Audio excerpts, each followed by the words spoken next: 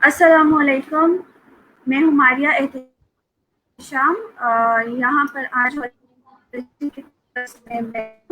आपका प्रोग्राम में होस्ट करूँगी एंड मैं ऑक्यूपेशनल थेरेपी की स्टूडेंट हूँ खैबर मेडिकल यूनिवर्सिटी से एंड आज यहाँ पर हम मैम के साथ बैठे हैं एंड अवेयरनेस करेंगे। सो आई एम होलिस्टिक्स को founder and HR of holistic and holistic जो कर रहा है, तो अभी तो होलिस्टिक ने जो सेशंस स्टार्ट किए हैं that are awareness sessions and awareness sessions कैसे हैं कि हेल्थ से रिलेटेड जितने भी सेशंस होंगे हम आपको गाइड करेंगे कि यहाँ पर हमारे पास डिफरेंट थेरेपिस्ट आएंगे और हम यहाँ पर आपको गाइड करेंगे कि आपकी कोई भी प्रॉब्लम हो तो उसको कैसे सॉल्व किया जाता है। यहाँ हम आपके क्वेश्चंस को आंसर करेंगे, ठीक है। तो हमारे साथ आज जो है स्पीच एंड लैंग्वेज पैथोलॉजिस्ट आई हैं मैम मारिया अवान है और जो मैम मारिया अवान ने ग्रेजुएशन जो है अभी कंप्लीट की school of allied health sciences hospital Lahore से। उन्होंने अपना BS ग्रेजुएट किया, फिर उन्होंने अपना स्टार्ट के लिए rising institute for space children, वहां से उन्होंने अपना करियर स्टार्ट किया। आगे मूव ऑन करते हुए अपने स्किल्स को इम्प्रूव करने फिर वो पेशावर मूव किया उन्होंने, पेशावर आए। यहाँ पर 3 साल से वो KMU खैबर मेडिकल यूनिवर्सिटी में as a coordinator and demonstrator है एंड लैंग्वेज पैथोलॉजी। इसके साथ साथ वो जो है तो पेशावर में ही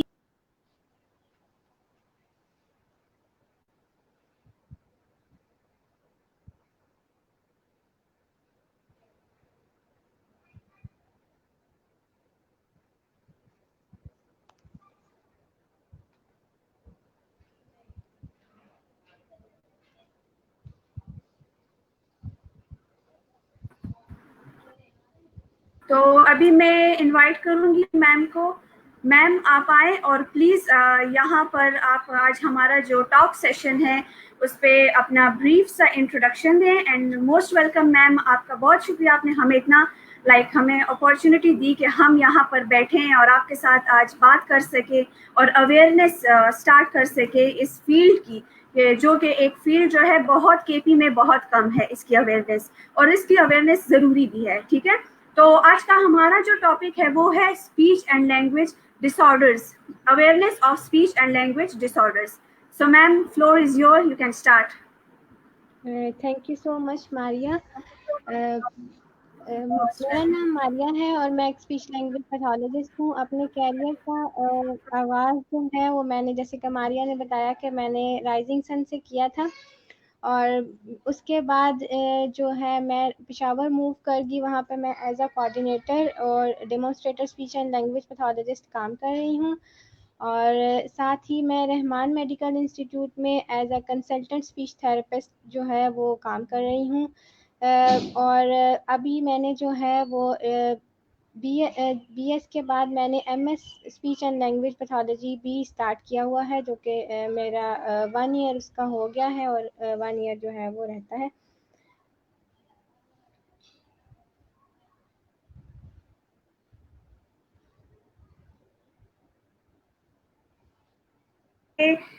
स्पीच एंड लैंग्वेज पैथोलॉजी ये होता क्या है, ये कैसी फील्ड है और ये फिर स्टडी है अगर तो कैसी स्पीच एंड लैंग्वेज पैथोलॉजिस्ट होते क्या हैं और इनका रोल क्या है हमारी सोसाइटी में?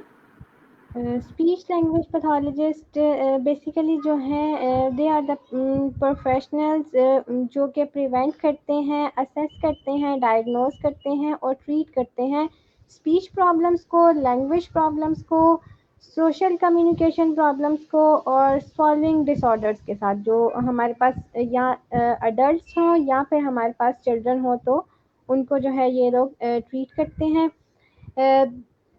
इसके स्पीच लैंग्वेज पैथोलॉजी की सबसे पहले जो है एक डिप्लोमा हो रहा था, जो कि डिफरेंट इंस्टीट्यूशन ऑफ पाकिस्तान में जो थे वो करवा रहे थे। फिर इसके बाद जो है कराची में जो है वो स्टार्ट हुई इसकी degree BS honours in speech language pathologist.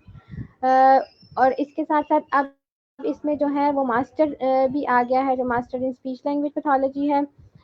Further जो है वो पीएचडी वगैरह भी स्टूडेंट्स जो हैं वो कर सकते हैं इसमें।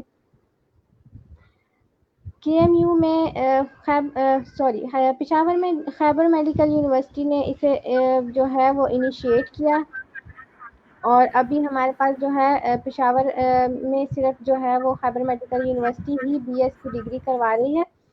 और अब रहमान मेडिकल इंस्टीट्यूट वाले भी इस साल जो है वो इंशाल्लाह ये लोग भी जो है वो ग्रेजुएशन स्टार्ट करेंगे BS speech and language pathology में। मतलब मैं ये जो है फील्ड काफी हाँ, ये केपी में भी बहुत ज़्यादा अभी ग्रो कर रही है ये फील्ड।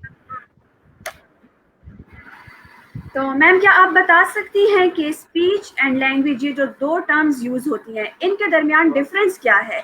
मतलब हम देखें तो हम नॉर्मल जो लोग हैं, मतलब जैसे कि मैं फील्ड से नहीं, मैं एक ही टर्म लेती हूँ, अब क्या हमें गाइड डिफरेंस क्या है? अच्छा, स्पीच और लैंग्वेज में अगर मैं एक ले मैन टर्म में जो है वो डिफ्रेंशिएट करूं, तो स्पीच जो मैं अभी बोल रही हूँ, मेरी जो आवाज़ आपके कानों तक आ रही है, सिर्फ आवाज़, तो ये बेसिकली आवाज़ क्या है, ये स्पीच है। और लैंग्वेज जो है, ये जैसे मैं अपने वर्ड प्रोनाउंस कर रही हूँ, वर्ड के साथ मैं सेंटेंस बना के जो एक फ्लो में मैं जो बात कर रही हूँ, ये बेसिकली लैंग्वेज है, जो जिसको मैंने डिफरेंट रूल्स के अकॉर्डिंगली जो है वो यूज़ कर रही हूँ, तो ये एक लैंग्वेज है। और इसके अलावा जो सिर्फ आवाज़ है, अगर मैं आवाज़ की बात करूँ तो ये स्पीच है लेमैन टर्म में।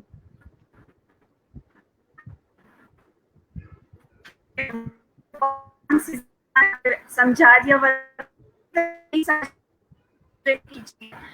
तो मैम आप क्या हमें बता सकती हैं कि स्पीच के डिफरेंट डिफरेंट डिसऑर्डर्स कौन कौन से होते हैं? तो ऐसे कौन कौन से डिसऑर्डर्स हैं जिनको आप as a speech pathologist deal करती हैं? जो स्पीच है उसके डिफरेंट जो हैं वो डिसऑर्डर हैं, लेकिन अगर हम मेन कैटेगराइज करें तो उसमें 3 कैटेगरीज जो आ जाती हैं। सबसे पहले जो है हमारे पास आर्टिकुलेशन या फोनोलॉजी आ जाता है, उसके बाद हमारे पास वॉइस है, और थर्ड हमारे पास जो है वो फ्लुएंसी है।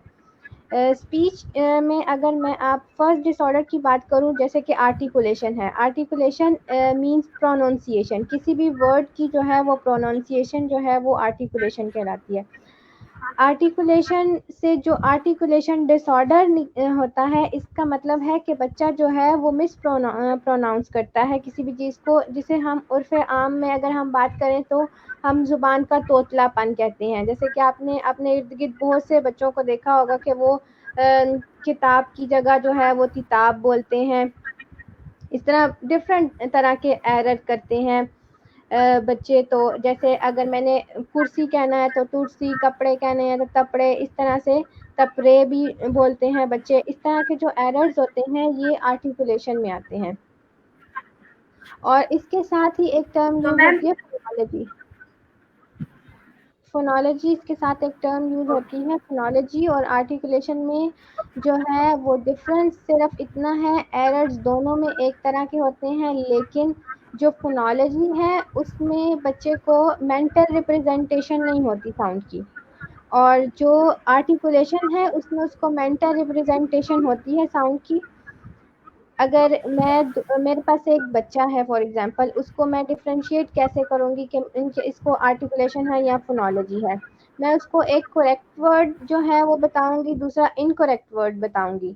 ठीक है, दोनों मैं अपने हैंड रेज़ करूँगी, तो एक तरफ मैं कहूँगी कि मैंने जो है फॉर एग्जांपल चेयर मैंने बोलना है, तो बच्चा बोल रहा है तेयर। तो मैं उसको कहूँगी कि कौन-सा वाला करेक्ट है, चेयर वाला या तेयर वाला? तो अगर वो मुझे चेयर वाले पे जो है वो ओके कह दे, तो इसका मतलब है कि इसको आर्टिकुलेशन डिसऑर्डर है। लेकिन अगर वो मुझे गलत जो है उस पे करे, तो फिर उसका मतलब है इसको फोनोलॉजिकल एरर है, मतलब इसको मेंटल रिप्रेजेंटेशन नहीं है साउंड की। और दूसरी जो है हमने बात की थी, हमारे पास फ्लुएंसी आ जाती है इसमें। फ्लुएंसी जो है वो बेसिकली अगर किसी भी तरह से नॉर्मल फ्लो ऑफ स्पीच में इंटरप्शंस आ जाएँ, तो फ्लुएंसी जो है, फ्लुएंसी ऑफ स्पीच जो है वो डिस्टर्ब हो जाती है। इसकी हमारे पास दो तरह की टाइप्स हैं। इसमें एक तो हमारे पास क्लटरिंग आ जाती है, दूसरी हमारे पास स्टटरिंग आ जाती है।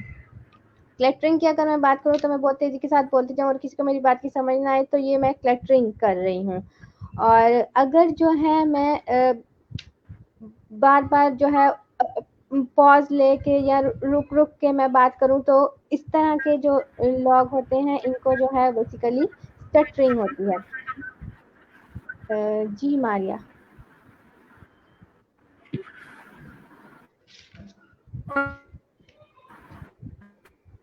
तो आप शेयर कर सकते हैं इसी तरह जैसे भी आप स्क्रीनशॉट शेयर किए हमारे साथ, तो क्या आप हमारे शेयर कर सकती है ताकि डिफरेंट करना और easy हो जाए। मारिया आपकी आवाज़ नहीं मुझे समझ आई, आप रिपीट कर देंगे प्लीज। देखिए आपने के डिसऑर्डर्स होते हैं, तो क्या जी आप कुछ लैंग्वेज डिसऑर्डर्स भी डिस्कस कर सकती हैं।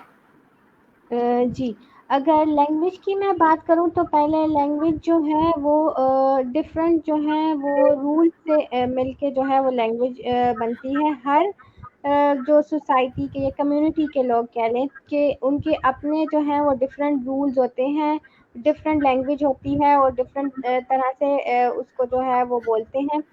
तो ये सारी जो हैं वो लैंग्वेज के रूल्स हम लोग जो हैं वो उसमें देखते हैं। अगर मैं सिर्फ इंग्लिश की बात करूँ तो इसको हम उर्दू में भी देख लेंगे। रूल्स की बात करूँ तो मेरे पास आ जाते हैं फोनोलॉजी, मॉर्फोलॉजी, सिंटैक्स, सेमेंटिक और प्रैग्मेटिक्स। ये हमारे पास बेसिकली 5 रूल्स आ जाते हैं लैंग्वेज के। इनकी अगर मैं बात करूँ तो लैंग्वेज में प्रॉब्लम या तो किसी फोकल भी हो सकता है, जैसे कि किसी एक एरिया में भी प्रॉब्लम हो सकती है उसको, और या डिफरेंट एरियाज में भी प्रॉब्लम हो सकती है। फोनोलॉजी की अगर मैं बात करूँ तो इस फोनोलॉजी में जो है बेसिकली जो मैंने ऊपर भी आप लोगों को बताया था, फोनोलॉजी और फोनोलॉजी जो है वो स्पीच में भी आती है और ये लैंग्वेज में भी आती है। ये यहाँ पे ये टर्म जो है ये ओवरलैप करती है। फोनोलॉजी जो है बेसिकली फॉन्ट से रिलेटेड है। अगर मैं मॉर्फोलॉजी की बात करूँ तो वो स्ट्रक्चर ऑफ वर्ड से रिलेटेड है। अगर मैं सिंटैक्स की बात करूँ तो वो ऑर्डर ऑफ सेंटेंस से जो है वो रिलेट करती है कि कुछ बच्चों में जो है वो फोनोलॉजी का प्रॉब्लम होता है, किसी में मॉर्फोलॉजिकल प्रॉब्लम होती हैं, किसी में जो है वो सिंटैक्स का प्रॉब्लम होता है कि वो प्रॉपर्ली सेंटेंस नहीं बना सकते, किसी में सेमेंटिक का प्रॉब्लम हो सकता है, मतलब उनको अंडरस्टैंडिंग नहीं होती कि मैंने क्या वर्ड जो है वो किसके लिए यूज़ करना है, ये प्रॉब्लम आ सकती है। दूसरा जो है वो सोशल यूज़ ऑफ लैंग्वेज जो है प्रैग्मेटिक्स है, उसमें प्रॉब्लम हो सकती है बच्चों को। इसके अलावा अगर मैं ब्रॉडर अगर इसको डिस्कस करूँ तो हमारे पास लैंग्वेज जो है वो दो तरह की होती है। एक मेरे पास रिसेप्टिव लैंग्वेज होती है हमारे पास, दूसरी हमारे पास एक्सप्रेसिव लैंग्वेज होती है। रिसेप्टिव लैंग्वेज जो है बेसिकली जो है वो अंडरस्टैंडिंग अंडरस्टैंडिंग जो हम बोल रहे हैं या कोई दूसरा बोल रहा है उसकी अंडरस्टैंडिंग जो है वो रिसेप्टिव लैंग्वेज है। और जो मैं बात कर रही हूँ अभी तो बोल के या मैं वर्बल हो या नॉन वर्बल कम्युनिकेशन के थ्रू, तो ये हमारे पास जो है वो एक्सप्रेसिव लैंग्वेज आ जाती है। लैंग्वेज के डिफरेंट डिसऑर्डर्स जो हैं उसमें हमारे पास जो है वो ये लैंग्वेज डिसऑर्डर जो है हमारे पास प्राइमरी भी हो सकते हैं और ये हमारे पास सेकेंडरी भी हो सकते हैं। प्राइमरी लैंग्वेज डिसऑर्डर्स वो होते हैं जिनमें सिर्फ और सिर्फ जो है प्रॉब्लम सिर्फ लैंग्वेज में होता है और बिल्कुल कोई भी बायोमेडिकल कॉज नहीं होती, कोई इम्पेयरमेंट नहीं होती। सिर्फ जो है हमारे पास प्योरली जो है वो प्रॉब्लम जो है वो लैंग्वेज में आता है। इसके लिए ओल्ड टर्म जो यूज़ की जाती थी वो SLI थी, स्पेसिफिक लैंग्वेज इम्पेयरमेंट। लेकिन अभी जो है इसको DLD में जो है वो कंसिडर किया जाता है कि डेवलपमेंटल लैंग्वेज डिसऑर्डर है। उसके अलावा लैंग्वेज डिसऑर्डर सेकेंडरी होते हैं। सेकेंडरी वो होते हैं जो किसी जिनकी प्राइमरी रीज़न कोई और हो और उस रीज़न की वजह से उनकी लैंग्वेज में प्रॉब्लम आ जाए, तो ये जो होते हैं हमारे पास सेकेंडरी लैंग्वेज डिसऑर्डर्स होते हैं। जैसे कि एफेजिया हमारे पास एक सेकेंडरी लैंग्वेज डिसऑर्डर है क्योंकि इसमें जो है वो ये मोस्टली जो है वो स्ट्रोक की वजह से होता है या ट्रॉमेटिक ब्रेन इंजरी वगैरह की वजह से होता है। अगर हम मैं डिफरेंट जो है वो डेवलपमेंटल डिसऑर्डर्स की बात करूं तो उसमें भी हमारे पास जो है वो सेकेंडरी लैंग्वेज होती है कि अगर मैं सीपी की बात करूं तो सीपी में जो है वो प्राइमरी कंसर्न उसका क्या है कि वो सेरिब्रल पॉलिसी के साथ है और सेरिब्रल पॉलिसी की वजह से जो है उसकी लैंग्वेज में प्रॉब्लम आ रही है, तो ये हमारे पास जो है वो हम सेकेंडरी लैंग्वेज डिसऑर्डर्स हो सकते हैं। ये कॉन्जेनिटल भी होते हैं और एक्वायर्ड भी होते हैं, या तो ये पहले से बच्चा जो है वो प्री डिस्पोज भी होता है इन लैंग्वेज डिसऑर्डर्स के साथ अगर फैमिली हिस्ट्री हो, जेनेटिक्स में चल रही हो, या फिर किसी भी एक्वायर्ड रीजन की वजह से भी हो सकती है, कोई इन्फेक्शन हो सकती है, इसकी कॉज कोई भी हो सकती है।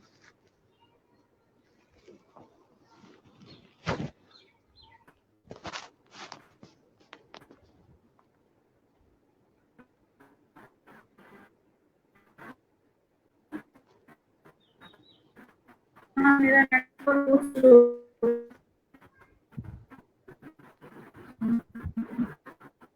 जी मारिया। आपको मेरी मारिया आपकी आवाज कट कट के आ रही है।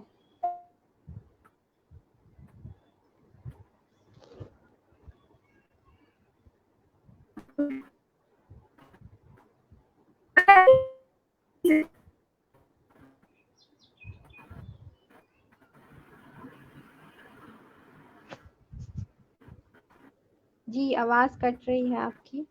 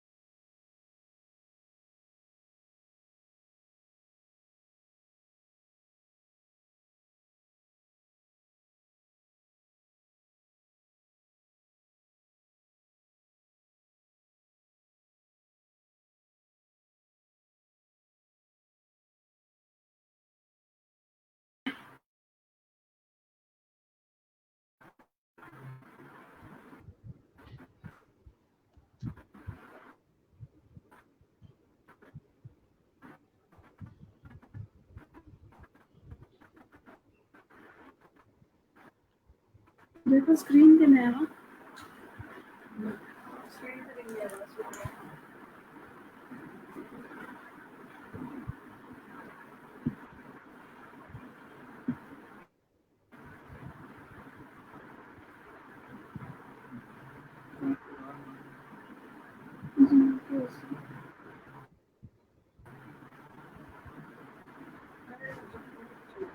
मैम आपको मेरी आवाज आ रही है? जी आपकी आवाज आ रही है मारिया। सो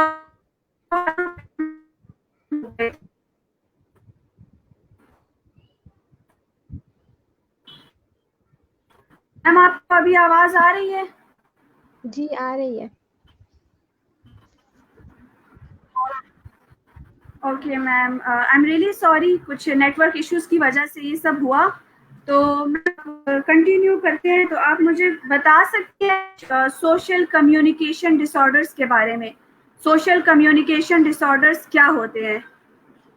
सोशल कम्युनिकेशन डिसऑर्डर जो है बेसिकली इनमें प्रॉब्लम जो होती है, किसी भी इंडिविजुअल में अगर सोशल कम्युनिकेशन डिसऑर्डर हो तो प्रॉब्लम जो होती है वो सोशल कम्युनिकेट करने में प्रॉब्लम होती है।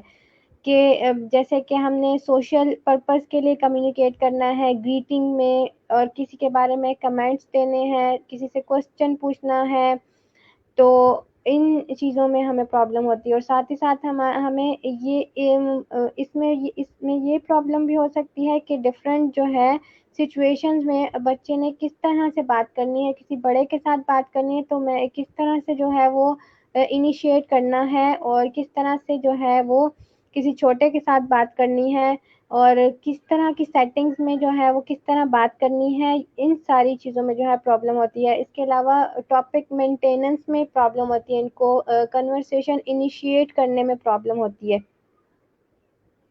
और दूसरा जो है कन्वर्सेशन के रूल्स को फॉलो करने में प्रॉब्लम होती है। जैसे कि टर्न टेकिंग है तो अपनी टर्न पे इन्होंने बोलना है तो ये अपनी टर्न पे नहीं बोलेंगे, पहले बोल जाएंगे या बिल्कुल नहीं बोलेंगे।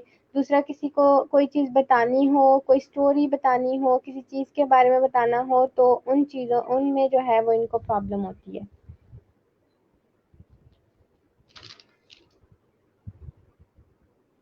Okay ma'am. मैम क्या आप बता सकती हैं कुछ ऐसे speech pathologist, as a speech pathologist होता है स्वेलविंग में? हम जो स्वेलविंग डिसऑर्डर्स होते हैं, स्वेलविंग में पैथोलॉजिस्ट का। अच्छा, स्वॉलिंग की अगर मैं बात करूँ तो स्वॉलिंग बेसिकली अगर किसी को नहीं पता तो वो मैं बताती चलूँ, निगलने और चबाने के इससे मुतल्लिक जितने भी मसाइल होते हैं उनमें जो है वो स्पीच थेरेपिस्ट जो है वो हेल्प करते हैं। निगलने या चबाने के मसाइल कब आते हैं? मोस्टली जो है वो किसी को भी अगर आपके ब्रेन में कोई प्रॉब्लम हो गया है, जैसे कि स्ट्रोक हो गया है किसी को, टीबीआई हो गया, ट्रोमेटिक ब्रेन इंजरी हो गई है, या किसी भी वजह से आपके ब्रेन में प्रॉब्लम आए और आपके ब्रेन से सिग्नल्स जो हैं वो सॉल्विंग के सिग्नल्स जो हैं वो वीक हो जाएं, तो उनको जो है वो सॉल्विंग में डिफ़िकल्टी होती है उन पेशेंट्स को। और बच्चे भी इस तरह से कोई जो है वो हैंडीकैप बच्चे होते हैं, जैसे कि उनमें उनको जो प्रॉब्लम्स आती है उनमें जितने भी चबाने से और निगलने से मुतल्लिक मसाइल हो, जैसे कोई बच्चा जो है वो प्रॉपरली चबा नहीं सकता, कोई उसका बॉलस फॉर्मेशन नहीं होती, किसी के मसल्स की मूवमेंट नहीं होती, बिल्कुल ही जो है वो मूवमेंट जो है वो डिक्रीज हुई होती है या बिल्कुल मूवमेंट नहीं होती। इसके अलावा जो निगलने से मुतल्लिक मसाइल हैं, किसी में मतलब निगला नहीं जाता, एस्पायरेशन हो जाती है किसी को, जैसे सांस की नाली में अगर कोई खुराक वगैरह उनकी चली गई है। दूसरा फूड की कंसिस्टेंसी जो है, हम देखते हैं कि अगर इसको अगर लिक्विड में प्रॉब्लम हो रही है तो उसको कौन सी कंसिस्टेंसी का फूड देना है, सेमी सॉलिड देना है, सॉलिड देना है। अगर चबाने में प्रॉब्लम है तो फिर उसको हम किस तरह की कंसिस्टेंसी का जो है वो फूड देना है। जो डिफरेंट तरह की इनमें हम लोग जो है वो एक्सरसाइजेज कराते हैं। स्पीच थेरेपिस्ट का रोल जो है वो अगर सॉल्विंग की बात करूँ तो उसकी तीन फेजेस जो होती हैं, ओरल प्रिपरेटरी, ओरल फेज और फेरेंजियल फेज जो सॉल्विंग की है, सिर्फ यहाँ तक रोल है। आगे जो अगर कोई भी प्रॉब्लम होगा, स्टमक का कोई इशू होगा, एसोफेजियल स्टेज वाला जो भी प्रॉब्लम है वो स्पीच पैथोलॉजिस्ट से रिलेटेड नहीं है, उसको जो है वो कोई भी गेस्ट्रो एंट्रोलॉजिस्ट देखेगा, कोई कंसल्टेंट देखेगा, कोई और देखेगा। बाकी जो हमारा हमसे रिलेटेड है वो ये है।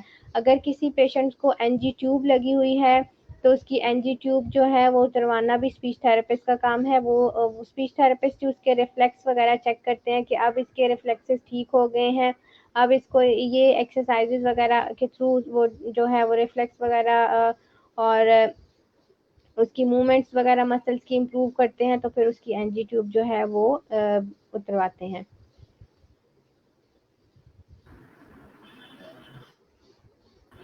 Okay ma'am. मैम क्या आप बता सकती हैं प्री रिक्वेस्ट क्या होते हैं? हम प्री रिक्विजिट्स जो हैं वो स्पीच के प्री रिक्विजिट्स की अगर मैं बात करूं तो उसमें जो है बेसिकली हमारे पास लिसनिंग आ जाती है, looking, understanding, joint attention, imitation, eye contact, इस तरह की चीज़ें हमारे पास आ जाती हैं। और ये जो है ये प्री स्पीच स्किल्स जो है वो एक साल से पहले पहले जो है ये सारी स्किल्स जो हैं वो बच्चे में आ जाती हैं।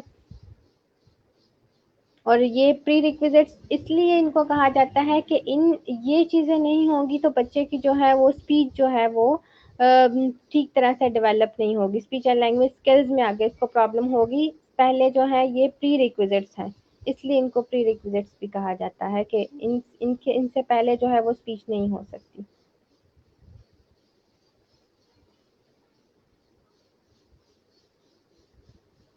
जी मारिया।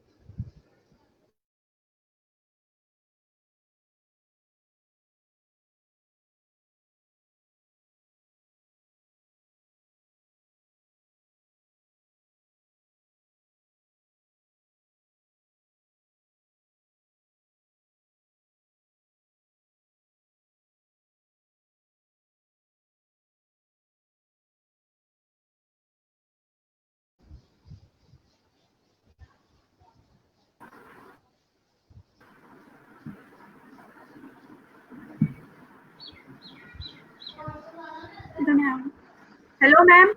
जी जी।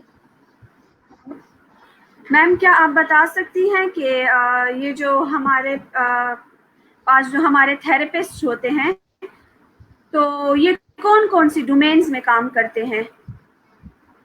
अच्छा, ये जो है वो डिफरेंट डोमेन्स में काम करते हैं। जैसे कि हमने स्पीच एंड लैंग्वेज डिसऑर्डर्स की बात की, स्पॉलिंग डिसऑर्डर्स की बात की, तो डेफिनेटली वो उनसे रिलेटेड डोमेन्स ही होंगी ना जिसमें स्पीच प्रॉब्लम्स आएंगी। अ, ये जो है न्यूरोलॉजी यूनिट में भी काम कर सकते हैं, जैसे कि एफेजिया वाले पेशेंट्स जो होते हैं उनको ये लोग देख सकते हैं। स्ट्रोक स्ट्रोक के बाद अक्सर जो है वो एफेजिया हो सकता है, हो जाता है। और इसके अलावा जो है ये ईएनटी वालों के साथ काम कर सकते हैं। कुछ भी कोई भी प्रॉब्लम जो है अगर हमारे जो ओरल कैविटी का कोई प्रॉब्लम आ गया, तो हमारे जो है वो गले का प्रॉब्लम आ गया, जैसे वोकल कॉर्ड्स जो है उन उसमें कोई प्रॉब्लम है और उसकी स्पीच जो है वो नहीं ठीक है, तो उनके साथ ये लोग डील करते हैं। ईएनटी वालों के साथ ये लोग एज अ टीम काम कर सकते हैं। दूसरा जो है ये ईयर जो है रिहैबिलिटेशन, ओरल रिहैबिलिटेशन, जो हेयरिंग इम्पेयरमेंट के साथ लोग होते हैं उनके साथ ये लोग काम कर सकते हैं। और as a part of rehabilitation team ये लोग काम कर सकते हैं रिहैब में, जिसमें हमारे पास न्यूरोलॉजिस्ट आ जाते हैं, फिजिकल थेरेपिस्ट आ जाते हैं, ऑक्यूपेशनल थेरेपिस्ट आ जाते हैं, साइकोलॉजिस्ट आ सकते हैं, स्पीच लैंग्वेज पैथोलॉजिस्ट, इनके साथ एज अ टीम में ये काम कर सकते हैं। दूसरा ये डेंटल डिपार्टमेंट में काम कर सकते हैं। डेंटल ये जो है मैल एक्लूजन या डेंट किसी भी प्रॉब्लम की वजह से स्पीच में जो डिफेक्ट्स आते हैं उनमें ये लोग काम कर सकते हैं। इसके अलावा ये क्लेफ्ट पैलेट यूनिट जो है, क्लेफ्ट पैलेट सर्जरी यूनिट जो है उनके साथ ये लोग काम कर सकते हैं। और ये लोग स्कूल सेटिंग्स में काम कर सकते हैं। और हॉस्पिटल्स में जो है इनके इन पेशेंट्स भी होते हैं और साथ साथ ये हॉस्पिटल सेटिंग्स में आउट पेशेंट में भी काम कर सकते हैं। और ये एज एन इंडिपेंडेंट प्रैक्टिशनर भी जो है वो काम कर सकते हैं। और पीड्स में हेलो मैम, डेफिनेटली आपका पीड्स आवाज के आ रही है? जितने भी स्पीच इश्यूज होते हैं, लैंग्वेज इश्यूज होते हैं, उनमें भी ये लोग काम करते हैं।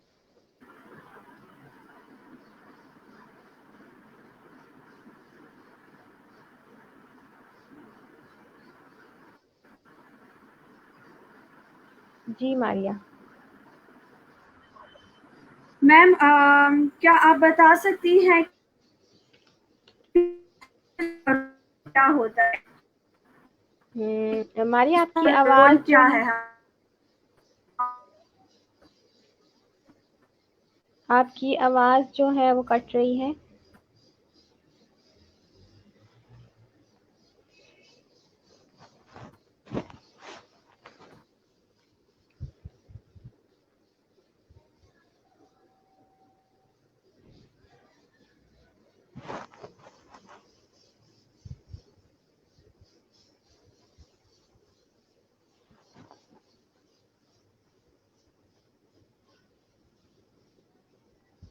आपकी आवाज़ का इशू है मारिया।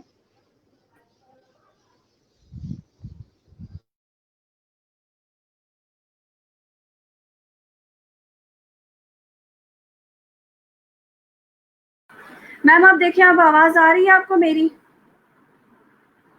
जी बेटा आ रही है। मैम स्पीच पैथोलॉजिस्ट का रोल क्या होता है? क्या आप बता सकती हैं स्पीच पैथोलॉजिस्ट का रोल? स्पीच पैथोलॉजिस्ट का डिफरेंट डोमेन्स में डिफरेंट जगहों पे इनका रोल है। ये एज एज अ कंसल्टेंट काम कर सकते हैं। टीम अप्रोच में जो है वो इनका रोल है। डिफरेंट टीम्स के साथ ये लोग काम कर सकते हैं। दूसरा, ये हॉस्पिटल्स में इन पेशेंट और आउट पेशेंट, जैसे कि मैंने पहले बताया, उसमें ये लोग काम कर सकते हैं। और ऑब्वियसली जितने भी डिसऑर्डर, स्पीच से रिलेटेड, कम्युनिकेशन से रिलेटेड, लैंग्वेज से रिलेटेड जितने भी डिसऑर्डर होंगे उनके साथ ये काम कर सकते हैं। दूसरा ये है कि ये जैसे कि अभी इस जो है वो केपी में अगर हम बात करें तो हमारे पास जो अपॉर्चुनिटीज़ जो इनके पास, जैसे यूनिवर्सिटीज़ वगैरह में, कॉलेजेस वगैरह में ये लोग जो है वो टीचिंग कर सकते हैं। ये भी एक अपॉर्चुनिटी है। दूसरा, ये स्कूल सेटिंग्स में काम कर सकते हैं। स्पेशल एजुकेशन में भी ये लोग जो है वो काम कर सकते हैं। डिफरेंट इनका जो है वो डिफरेंट डोमेन्स में इनका रोल है। और मैम मल्टी डिसिप्लिनरी टीम में इनका क्या रोल है? मल्टी डिसिप्लिनरी टीम की अगर मैं बात करूँ तो ये डिफरेंट लोगों के साथ मल्टी डिसिप्लिनरी टीम बनाते हैं। एक रिहैब सेंटर में जो है वो जैसे डिफरेंट थेरेपिस्ट, डिफरेंट थेरेपिस्ट होते हैं। जैसे साइकोलॉजिस्ट हमारे पास है, बिहेवियर थेरेपिस्ट है, और उसके साथ साथ हमारे पास ऑक्यूपेशनल थेरेपिस्ट हैं, फिजिकल थेरेपिस्ट हैं। और इनके साथ स्पीच एंड लैंग्वेज पैथोलॉजिस्ट जो है वो स्पीच के इश्यूज को देखेंगे। मल्टीपल जब हमारे पास जो है वो इश्यूज के साथ कोई भी बच्चा आता है तो फिर वो मल्टी डिसिप्लिनरी टीम ही उसे जो है वो डील करती है। जैसे मेरा, अगर मेरा स्पीच का काम है तो ये ऑक्यूपेशनल थेरेपिस्ट नहीं कर सकता। ऑब्वियसली उसके लिए स्पीच थेरेपिस्ट, जैसे अगर ऑक्यूपेशनल थेरेपिस्ट का कोई काम है तो वो ऑक्यूपेशनल थेरेपिस्ट करेगा, वो स्पीच थेरेपिस्ट नहीं करेगा। तो इस तरह ये एज अ टीम में भी जो है वो रोल प्ले करते हैं। दूसरा, ईएनटी वालों के साथ भी ये लोग टीम बनाते हैं, जिसमें हमारे पास ओरल रिहेबिलिटेशन की अगर हम बात करें तो किसी बच्चे को हेयरिंग इम्पेयरमेंट है तो उसमें जो है ये लोग as a speech language pathologist काम करते हैं। अगर उसका कोई कोक्लियर इम्प्लांट होना है तो हमारे पास ईएनटी वाला या ऑडियोलॉजिस्ट जो है वो सारी उसकी पहले स्पेसिफिकेशन पूरी करके उसका कोक्लियर इम्प्लांट करके, अगर उसको हेयरिंग एड्स की ज़रूरत है वो करके, तो फिर वो जो है वो स्पीच लैंग्वेज पैथोलॉजिस्ट के पास जो है वो भेज देता है। तो क्लेफ्ट पैलेट और सर्जरी में जो है इनका ये रोल है कि आफ्टर जो है वो सर्जरी जब हो जाए क्लेफ्ट पैलेट की तो उसके बाद अक्सर बच्चों में जो है वो स्पीच एरर्स आते हैं, तो इनके साथ ये लोग काम करते हैं। मैम इनका काफी रोल होता है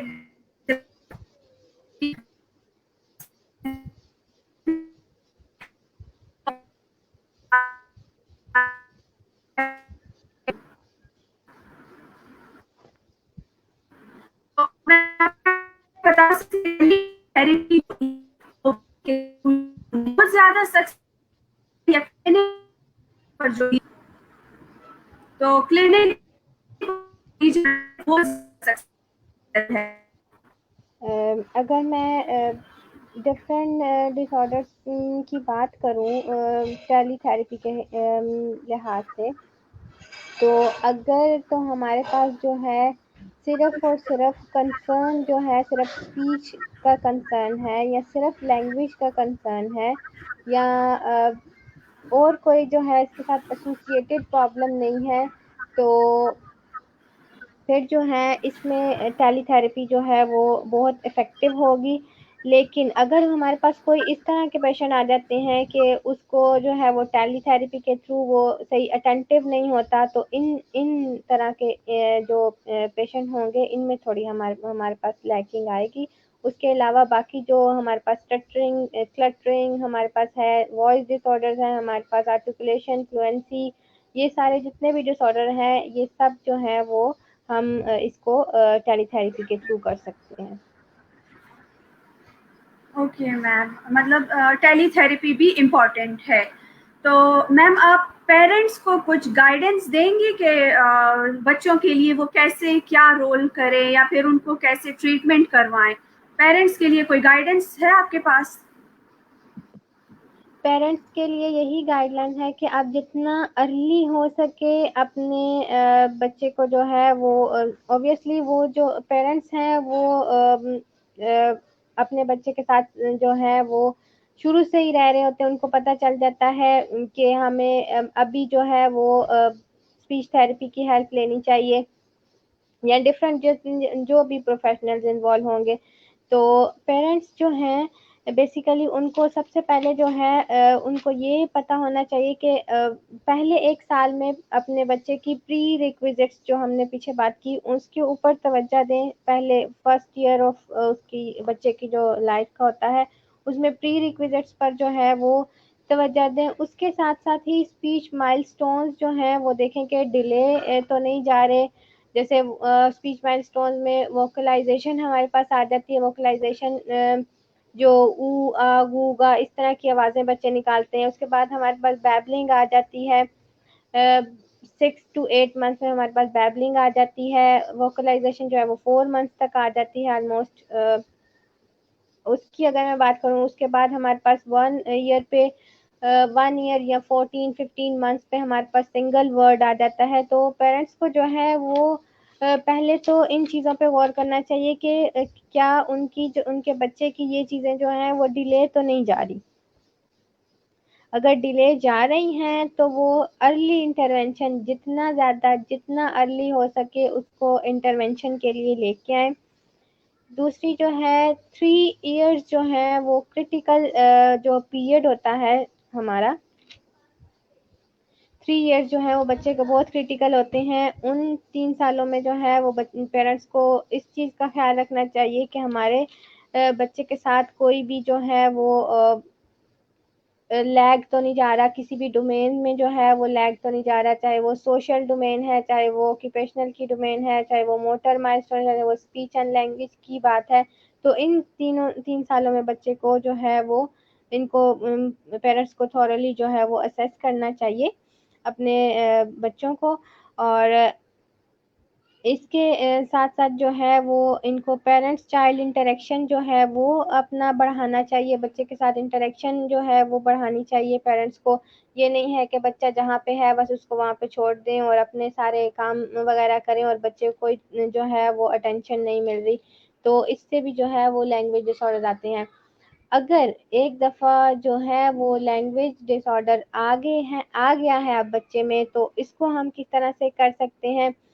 अगर तो सिर्फ और सिर्फ लैंग्वेज प्रॉब्लम है तो सिर्फ स्पीच एंड लैंग्वेज पैथोलॉजिस्ट जो है उसमें रोल प्ले करते हैं। लेकिन अगर उसके साथ साथ जो है हमारे पास और भी जैसे मोटर माइलस्टोन डिले हैं या कोई कॉग्निशन वगैरह का इशू है या बिहेवियरल डिसऑर्डर्स है, तो फिर मल्टी डिसिप्लिनरी जो है वो टीम जो है वो इसमें रोल प्ले करेगी। तो पेरेंट्स को चाहिए कि हाँ एक मल्टी डिसिप्लिनरी टीम से जो है वो ओपिनियन लें ताकि उनको पता चले कि उनके जो है बच्चे में क्या क्या प्रॉब्लम्स हैं और किन किन लोगों से उन्होंने थेरेपी करानी है। ये मोस्टली जो है वो लैग कर रहे होते हैं। पेरेंट्स वो कहते हैं बस सिर्फ हमारे बच्चे को जो है वो स्पीच इशू है तो बस हम स्पीच थेरेपी कराएंगे। लेकिन जो अंडरलाइन जो है वो चीज़ें चल रही होती हैं इनका उनको जो है वो अंदाज़ा नहीं होता कि वो कितनी जो है वो प्रॉब्लमेटिक होती हैं। स्पीच थेरेपी जब की जाती है तो इन इन प्रॉब्लम्स के साथ जो है वो हैंडल करना बहुत ज़्यादा मुश्किल हो जाता है। तो ये प्रॉब्लम्स को भी दूसरी प्रॉब्लम्स को भी, बिहेवियर वाली की कॉग्निशन वगैरह, इन सारे प्रॉब्लम्स को भी जो है उनको देखना चाहिए।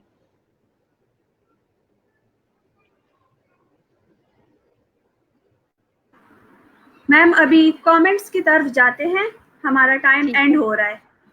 ठीक है, तो मैम ये मैंने स्क्रीन पे शेयर भी किया है, मैं रीड भी कर देती हूँ कमेंट। फर्स्ट ठीक है। हमारा क्वेश्चन आया है, ma'am why KMU is not providing degree for both audiology and speech therapy as in Ziauddin university therapy are providing both degree. Ma'am क्या हम एसएलपी वालों के लिए ये ड्रॉबैक है in KMU as other universities providing both? ये अगर मैं इसकी बात करूं तो ये दो दो तरह की अभी जो है वो डिग्रीज चल रही हैं। एक तो स्पीच एंड लैंग्वेज पैथोलॉजी की डिग्री चल रही है, दूसरी जो है speech and language pathology plus audiology भी इसमें आ रही है। मैं ये केएमयू वाले स्टूडेंट्स को बताऊंगी कि ये लैगिंग नहीं है आपकी किसी तरह से। देखें, वो लोग जो पढ़ रहे हैं अगर ऑडियोलॉजी के साथ है तो आप लोगों के कोर्स कंटेंट में भी ऑडियोलॉजी का जो है वो पार्ट है। सिर्फ डिग्री के नाम से जो है वो डिफरेंशिएट जो है वो ना करें। आपके जो कोर्स कंटेंट हैं उसमें ये चीज़ मौजूद है। और सिर्फ ऑडियोलॉजी में तो रोल नहीं है ना स्पीच लैंग्वेज पैथोलॉजिस्ट का। ये तो सारे जितने भी डिसऑर्डर्स हैं स्पीच के, लैंग्वेज के, स्वॉलिंग में, सब में इनका रोल है। तो इसलिए इस बात से जो है वो कंफ्यूज ना हो कि वो लोग करवा रहे हैं और हम लोग नहीं करवा रहे।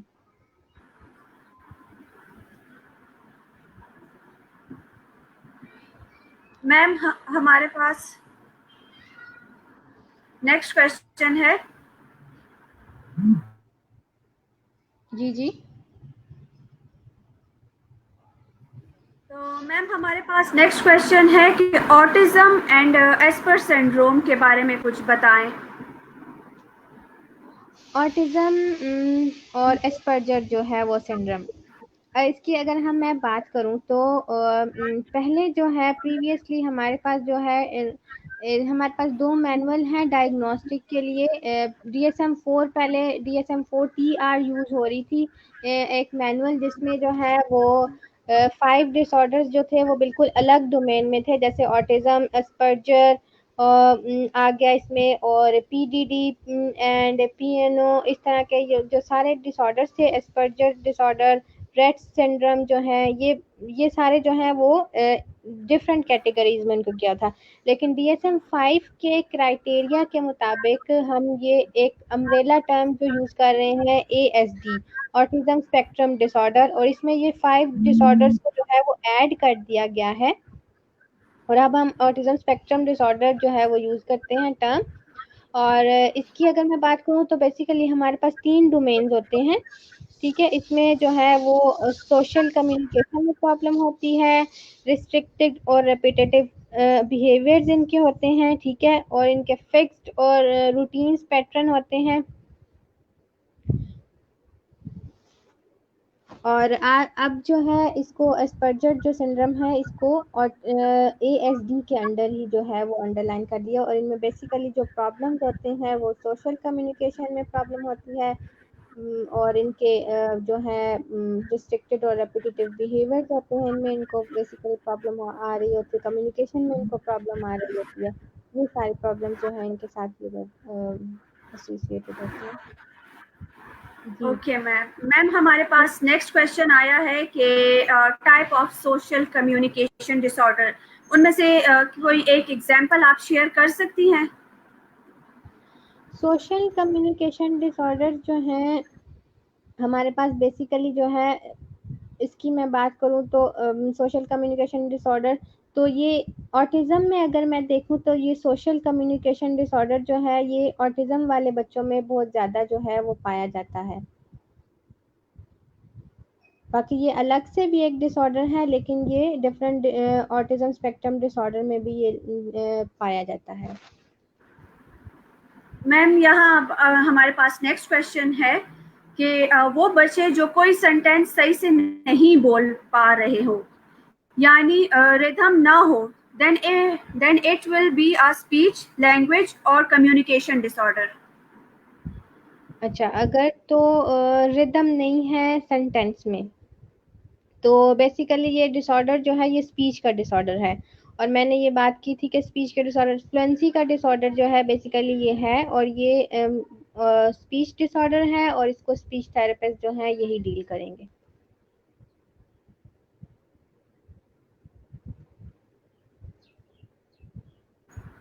मैम नेक्स्ट क्वेश्चन है हमारे पास, what is the most effective way to record voice of palate child? What is the most effective way to record voice of cleft palate Palate child? child.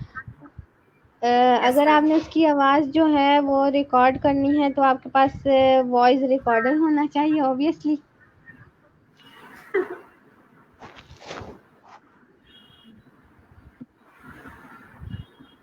Okay ma'am, हमारे पास अभी next question है, pre speech skills. कुछ आप हमें बताएं कि pre speech skills क्या होती हैं? प्री स्पीच स्किल्स जो है बेसिकली वही स्किल्स हैं जो हमने प्री रिक्विजिट्स ऑफ स्पीच में जो है वो हमने देखी थी, जिसमें मैंने आपको बताया था हमारी इमिटेशन आ जाती है, जॉइंट अटेंशन आ जाती है, और हमारे पास जो है वो कॉपी या इमिटेशन आ जाती है, जॉइंट अटेंशन आ जाती है, और लिसनिंग आ जाती है, लुकिंग आती है, अंडरस्टैंडिंग आती है। अगर बच्चे में ये प्री स्पीच स्किल्स नहीं होंगी, ये स्किल्स नहीं होंगी, तो उसको स्पीच जो है वो डेवलपमेंट में जो है वो बेसिकली प्रॉब्लम होगा। आई कांटेक्ट भी इसमें आ जाता है, आई कांटेक्ट भी अगर बच्चे का पुअर हो तो।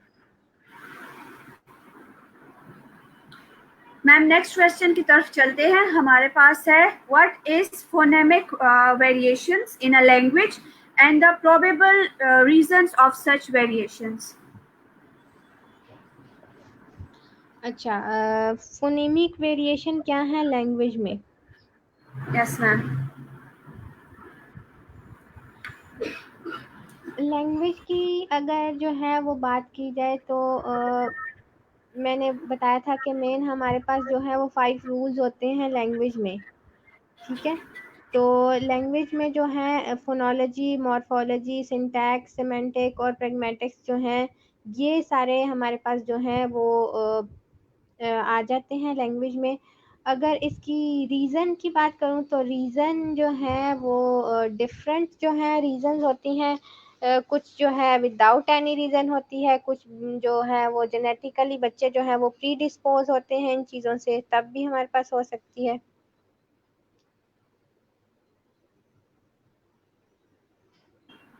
ओके मैम, सो अभी नेक्स्ट क्वेश्चन की तरफ चलते हैं। जी ठीक है, हमारा नेक्स्ट क्वेश्चन है कि ma'am, is there any speech therapy centre in KP? जी बिल्कुल, हमारे पास जो है इस वक्त केपी में जो है एक तो IPMR institute of physical medicine and rehabilitation centre में हमने रिसेंटली जो है वो खैबर मेडिकल यूनिवर्सिटी ने ये स्पीच थेरेपी का सेंटर ओपन किया है। दूसरा हमारे पास रहमान मेडिकल इंस्टीट्यूट में एक स्पीच थेरेपी सेंटर है जो कि पेशावर में है। मैम नेक्स्ट हमारे पास क्वेश्चन आया है कि what is the difference between autism and Asperger syndrome? जैसे कि मैंने पहले ही बताया था कि ऑटिज़म जो है और एस्पर्जर्स जो है, पहले जो है DSM-4 के क्राइटेरिया के मुताबिक इनको अलग-अलग कैटेगरीज में किया गया था, लेकिन अभी जो है रिसेंटली जो है सारे डिसऑर्डर्स, एस्पर्जर्स भी जो है इसके साथ ऑटिज़म के साथ जो है वो आ गया है, और इसको DSM-5 में कैटेगराइज किया गया है। तो इसमें हम डिफरेंशिएट नहीं कर सकते कि वो एक ही डिसऑर्डर है। ASD जिसके लिए एक टर्म यूज़ होती है, और इसमें प्रॉब्लम जो है वही होती हैं जो ASD में जो है वो प्रॉब्लम होती है। ओके मैम, मैम नेक्स्ट है हमारे पास, if a child by birth have continuous saliva flow problem, what treatment you will prefer? Now he is 2 years old, means इनके पास एक बच्चा है जो 2 साल का हो चुका है और उसको ये प्रॉब्लम हो रही है, तो आप क्या प्रेफर करेंगे इस बच्चे के लिए? ठीक है। 2 साल तक अभी तक अगर उसको अभी तक उसको अपना सलाइवा जो है वो होल्ड करना आ जाना चाहिए। उसको ये पता लग ले जाना चाहिए कि सलाइवा को जो है वो मैंने swallow करना है, ठीक है, बाहर नहीं मैंने गिराना। तो इसके लिए सिर्फ अगर सलाइवा का प्रॉब्लम है तो आप उसको जो है वो उसके कोई शर्ट के साथ कोई रुमाल वगैरह नैपकिन वगैरह लगा सकते हैं कि बार बार वो उस सलाइवा को साफ करे, या उसको आप ट्रेन करें कि सलाइवा को स्वॉलो करो। अगर उसे डिफिकल्टी होती है स्वॉलो करने में तो फिर ऑब्वियसली उसके स्पीच मसल्स वीक होंगे, तो इसके साथ साथ दूसरी प्रॉब्लम्स जो हैं वो भी स्पीच में प्रॉब्लम्स भी उसको आएंगी। तो अगर सिर्फ सलाइवा का प्रॉब्लम है, स्पीच बिल्कुल ठीक है, बाकी सारी चीज़ें ठीक हैं, तो फिर उसको जो है आप इस पे ट्रेन करें कि वो सलाइवा जो है वो स्वॉलो करें। नहीं तो फिर किसी स्पीच थेरेपिस्ट से जो है फिर भी आप ओपिनियन ले सकते हैं। तो मैम इस बच्चे की जो ट्रीटमेंट होगी वो स्पीच थेरेपिस्ट ही करेंगे या फिर और भी मल्टी डिसिप्लिनरी टीम में से कोई और भी पार्ट लेगा इसमें, यानी जस्ट इसके लिए स्पीच थेरेपिस्ट ही इनफ है? नहीं, इसको एक दफ़ा जो है वो किसी कंसल्टेंट को भी दिखा लें कि ये जो सलाइवा जो है वो कॉन्टिन्यूसली आ रहा है, तो इसकी कोई और काज तो नहीं है, ठीक है, कोई हार्मोन जो है इम्बैलेंस तो नहीं है जिसकी वजह से जो है ये सलाइवा जो है वो स्क्रीट हो रहा है, या कोई भी पैथोलॉजिकल रीजंस तो नहीं है। किसी मेडिकल प्रैक्टिशनर को भी दिखा दें कि इसके वो अक्सर जो है वो भी उसकी वजह से भी होता है, एक्सक्रीशन ज़्यादा हो जाती हैं बाज सलाइवरी ग्लैंड्स की, तो ये भी इसकी एक रीज़न हो सकती है, तो उन्हें भी एक किसी मेडिकल प्रैक्टिशनर को भी दिखा दें। मैम हमारे पास नेक्स्ट क्वेश्चन आया है कि एफेजिया के बारे में कुछ बता दें कि ये क्या होता है। ए मीन एब्सेंट, फेजिया मीन जो है वो लैंग्वेज, ठीक है। एफेजिया का मतलब है कि एब्सेंस ऑफ लैंग्वेज। लैंग्वेज जो है हमारी कोई भी रिसेप्टिव लैंग्वेज, एक्सप्रेसिव लैंग्वेज में प्रॉब्लम हो, रिटन कम्युनिकेशन में प्रॉब्लम हो, हमारी ये सारी चीज़ें जो हैं हमारी जो है वो बेसिकली एफेजिया में आ जाती हैं।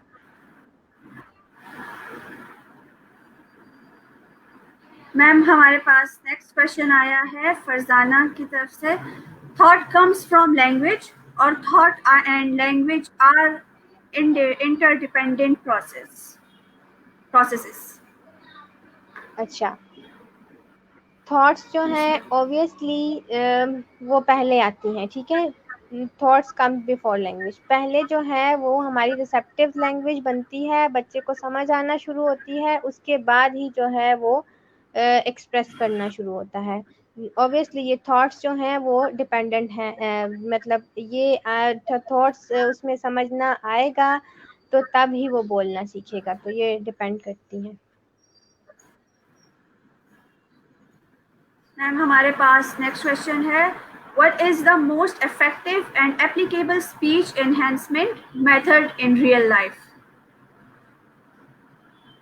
अच्छा, इनसे मैं ये क्वेश्चन करूंगी कि इसमें हमें डिफरेंट जो हैं डिसऑर्डर्स की अगर बात करूं तो फिर उसके डिफरेंट डिसऑर्डर्स के अकॉर्डिंगली होगा। अगर तो ये बात कर रही हैं कि बच्चे के साथ किस तरह है, किस तरह से करना चाहिए, बड़ों के साथ किस तरह से करना चाहिए, तो फिर उसके लिए जो है वो डिफरेंट होगा मेथड। तो पहले ओके इनका मैम, क्वेश्चन जो है अभी इनको दोबारा करने दें, फिर इसका हम आंसर कर देंगे। सो दिस इज फरजाना सभी। सो फरजाना आप मैम ने जो बोला आप क्वेश्चन कर लें, ताकि क्वेश्चन को आंसर कर दें, ताकि आपका जो प्रॉब्लम है उसको हम डिस्कस कर सकें, उसको आंसर कर सकें, और जो भी आपके पास प्रॉब्लम आ रहा है उसका ट्रीटमेंट यहाँ से हम आपको गाइड कर सकें, मैम आपको गाइड कर सकें। आप आपसे जो भी मैम ने पूछा आप उसको आंसर कर दें, प्लीज़ आप उसको आंसर कर दें ताकि हम आपको गाइडेंस दे सकें। मैम तब तक के लिए मैं आपको बता दूं कि यहाँ पर हमारे साथ काफ़ी लोगों ने आपको अप्रिशिएट भी किया। मैं आपको तब तक आपको वो बता देती हूँ, उनके कमेंट्स बता देती हूँ। प्रिटी एंजल वालेकुम अस्सलाम, एंड हेयर इज हिफ्सा नबी, उन्होंने आपको सलाम दिया है। वालेकुम एंड अस्सलाम। शहूद ने भी आपको सलाम दिया है। वालेकुम अस्सलाम। Then काशिफ शाह, उन्होंने भी आपको सलाम दिया है। वालेकुम अस्सलाम। मैम आप जो आपकी ये स्टूडेंट है एक इन्होंने आपको बोला है we are proud of you ma'am, आपकी एफर्ट से काफ़ी खुश हुए हैं। This is thank you so another much. Sadia Sadia Khan, good job ma'am, we are proud of you ma'am. Thank you Sadia. Ma'am यहाँ पर एक और है हमारे साथ फैज़ान अहमद, बेस्ट इनिशिएटिव, इनकी तरफ से भी कमेंट आया है। Then is Faizan Ahmed, best initiative that you guys arrange sessions with professionals. Yes, exactly. हमें आपके problems का solution निकालना है during COVID. Holistically ये step लिया है ताकि professionals आपके पास आए, आपके questions को answer करें. So इसी तरह जिस तरह अभी भी कुछ लोगों ने अपने child का बोला, so we are here. हमारे पास next comment है Muqaddas, a great teacher and competent clinician. So proud of you, ma'am. Thank you so much Muqaddas. And here is Osama Khan, great speaker, ma'am. Great, really, you are great. Thank you so much. Great mentor too. Ma'am हमारे पास अभी new comment आया है, शायद वो अभी हम देखते हैं। Oh, that's thumbs up. Great, thumbs up. I think ma'am Farzana इस वक्त हमारे साथ नहीं है, तो जब भी वो अगर वो हमें लिंक करें तो हम आपको उनके साथ लिंक करवा देंगे एंड देन उनका प्रॉब्लम सॉल्व करवा देंगे। हमने फरजाना का वेट किया but she is not here, she is here.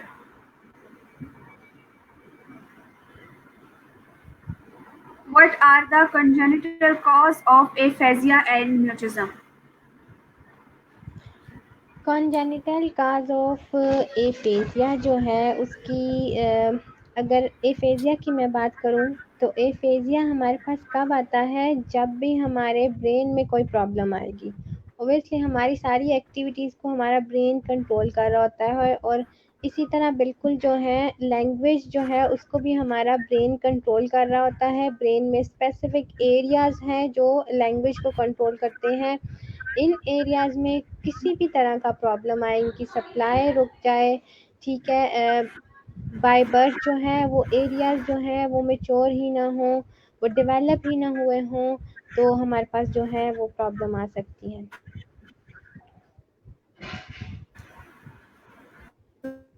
Time is up and thank you.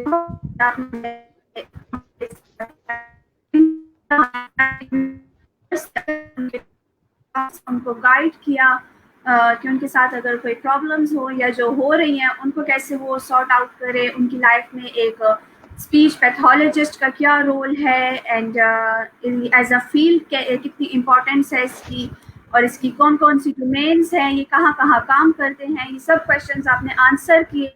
और सबसे बड़ी बात, आपने हमें इतना टाइम दिया। होलिस्टिक की टीम की तरफ से मैं आपका बहुत बहुत शुक्रिया करती हूँ कि आपने हमारे लिए इतना अपना कीमती वक्त निकाला, हमें टाइम दिया ताकि हम ये अपनी अवेयरनेस कैंपेन जारी कर सकें। और मेरी सभी ऑडियंस से भी गुजारिश है, आगे भी हम इसी तरह बहुत सारे लाएंगे अपने प्लेटफॉर्म पर और गाइडेंस का अवेयरनेस हमने शुरू किया है। इंशाल्लाह ये 1 मंथ तक हमने प्लान किया है, 13 जुलाई को ये एंड हो जाएगा, उस तक हम आपके लिए डिफरेंट प्रोफेशनल्स को लाएंगे। इसी तरह जैसे आज मैम मारिया अवान हमारे पास स्पीच एंड लैंग्वेज पैथोलॉजिस्ट, वो आएंगे आपको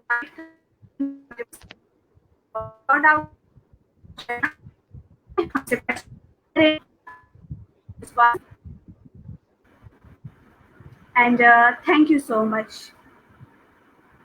thank Thank you you so ma'am. Much Maria.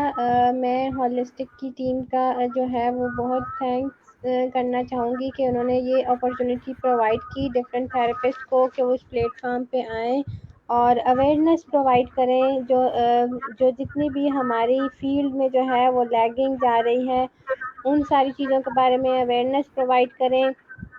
KP में इस चीज़ की अवेयरनेस हो, ये बेसिकली इस जो है वो टीम का जो है वो बेसिकली मोटिव है। तो इंशाल्लाह नेक्स्ट टाइम भी जब भी कभी आप लोग हमें बुलाएंगे तो इंशाल्लाह हम नेक्स्ट भी आप लोगों को ज्वाइन करेंगे इंशाल्लाह। इंशाल्लाह। Thank you so much. Thank you ma'am. Okay, Allah thank you. Hafiz. Allah Hafiz.